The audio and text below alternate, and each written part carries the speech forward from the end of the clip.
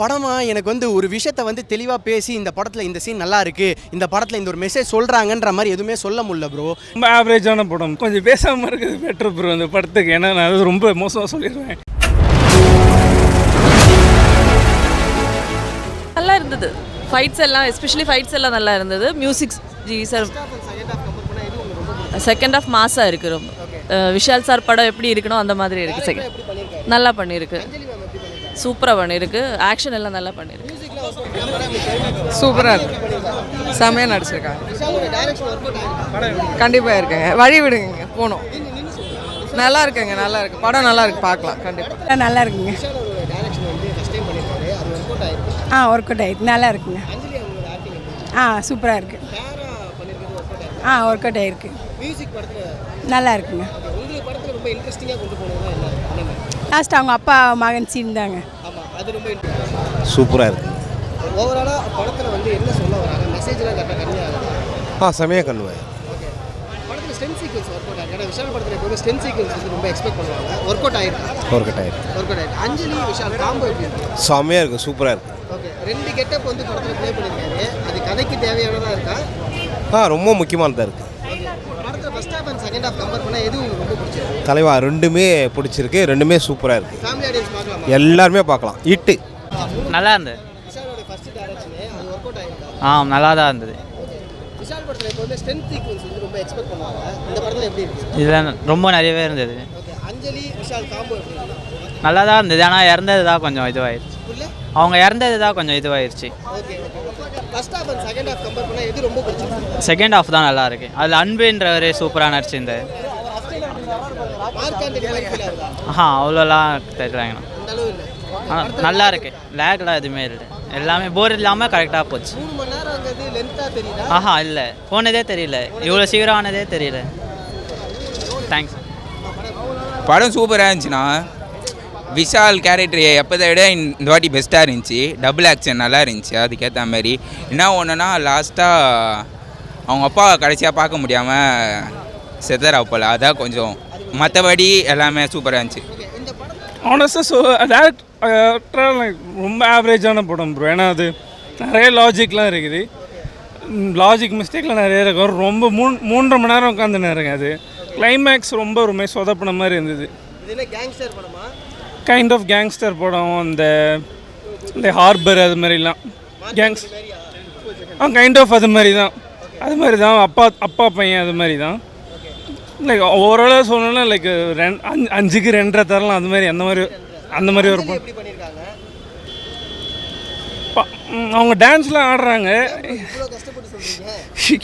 இன்னும் நான் கொஞ்சம் பேசாமல் இருக்குது பெட்டர் ப்ரோ அந்த படத்துக்கு. ஏன்னா நான் அது ரொம்ப மோசமாக சொல்லிடுவேன். எனக்கு ஒர்க் அவுட் ஆகலை. ஏன்னா டான்ஸ்லாம் ஆடுறாங்க, பட் வந்து லைக் அவங்க யூஸ்வலாக ஒரு ரொம்ப ஒர்க் அவுட் ஆகலை. அந்த கெமிஸ்ட்ரி அதெல்லாம் ரொம்ப ஒரு மாதிரி இழுத்து அடிக்கிற மாதிரி இருக்குது. ஒரு சீன் இல்லை, ஒரு சீனுமே லைக் ரொம்ப நேரம் இருக்குது.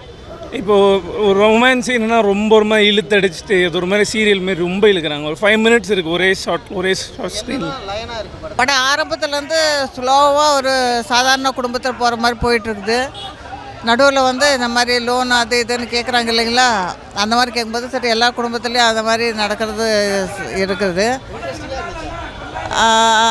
இன்ட்ரெஸ்டிங்னா ரொம்ப அடுத்து என்ன அப்படின்ற. ஆனால் அப்பா வந்து சாகுறாங்கன்ற அந்த இது வந்து எதிர்பார்க்கல. ஒர்க் அவுட் ஆயிருக்கு.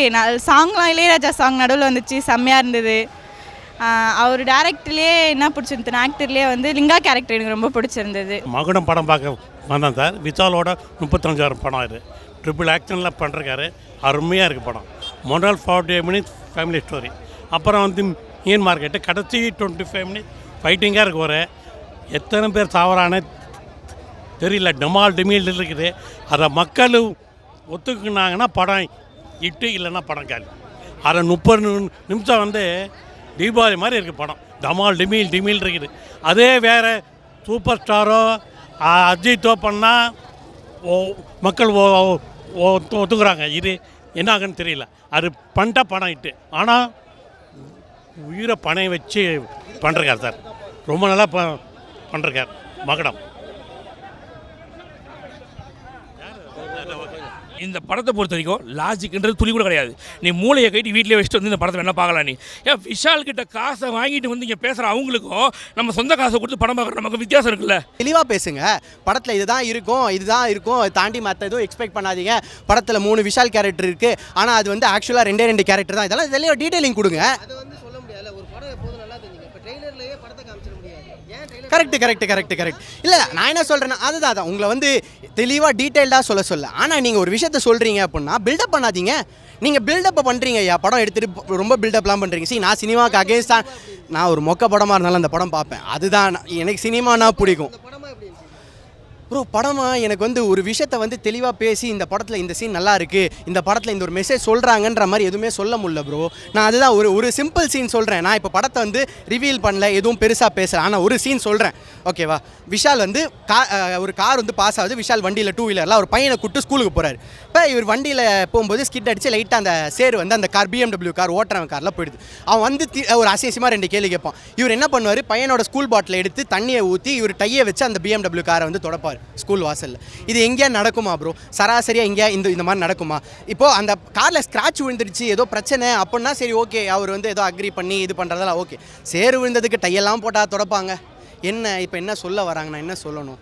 விஷாலுடைய நடிப்பு இந்த படத்தை தாண்டி டேரக்டரும் அவர் அந்த படத்துக்கு நிரூபிச்சிட்டாரா? கண்டிப்பாக நிரூபிச்சிட்டார். 3 கேரக்டரும் பக்காவாக நிரூபிச்சிட்டார். 3 கேரக்டர் என்னம்மா நம்மளுக்கு வந்து டூப்ளிகேட் ஆன பொருள் இப்போ அதிகமாக நம்ம இதில் வருது.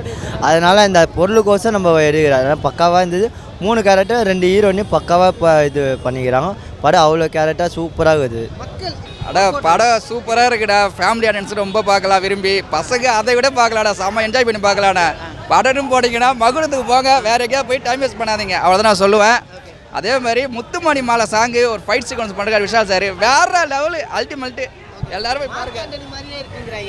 ஆனால் அப்படிலாம் கிடையாது. மார்க் ஆண்டனி வேறு பேட்டர்னு, இது வேறு பேட்டர்னு. இது வந்து உயிர் சம்மந்தப்பட்டது ஓகேங்களா. சூப்பராக பண்ணுறாங்களா போய் பாருங்கள். டூப்ளிகேட் ஆட்டோ ஃபேக்ட் பாக்ஸ் வருது இல்லையா, டூப்ளிகேட் ஆட்டோ ஃபேக்ட் பாக்ஸ்லாம் வருது இல்லையா, அது சம்மந்தப்பட்டது தான். சூப்பராக பண்ணுறாப்புல, தெளிவாக பண்ணுறாப்புல பார்த்துங்க.